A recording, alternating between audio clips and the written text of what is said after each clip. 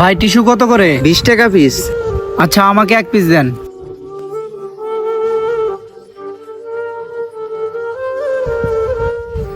ভাই টিস্যু কত কইরা? 20 টাকা পিস। দেন তো এক পিস।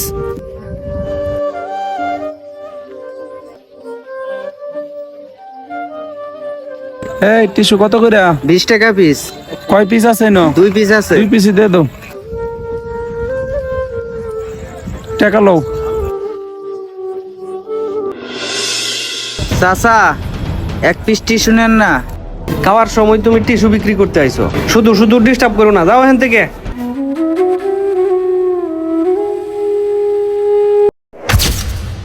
এই টিস্যু লাভাইস্তা, এদিকে আসো, এদিকে আসো।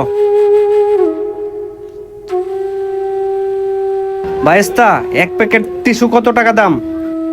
20 টাকা। তাহলে তোমার পুরো বক্স কত টাকা?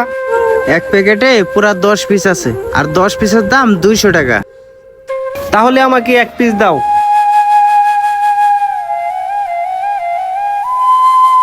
টিস্যুর দাম তো 20 টাকা, আপনি আমাকে তো 100 টাকা দিচ্ছেন।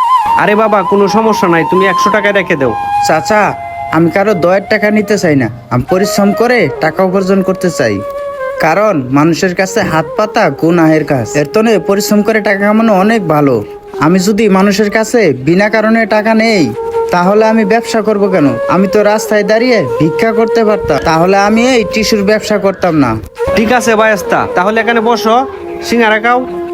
না কাকা, আমি আমার পরিশ্রমের টাকা দিয়েই খাবো। তুমি তো জুতা ছাড়া পাথরের উপর দিয়ে হাঁটাহাঁটি করো, তোমার তো অনেক কষ্ট হয়। চলো এক জোড়া জুতা কিনে দেই। না না চাচা, আপনাকে অনেক ধন্যবাদ। আমার মাল যখন আমি সব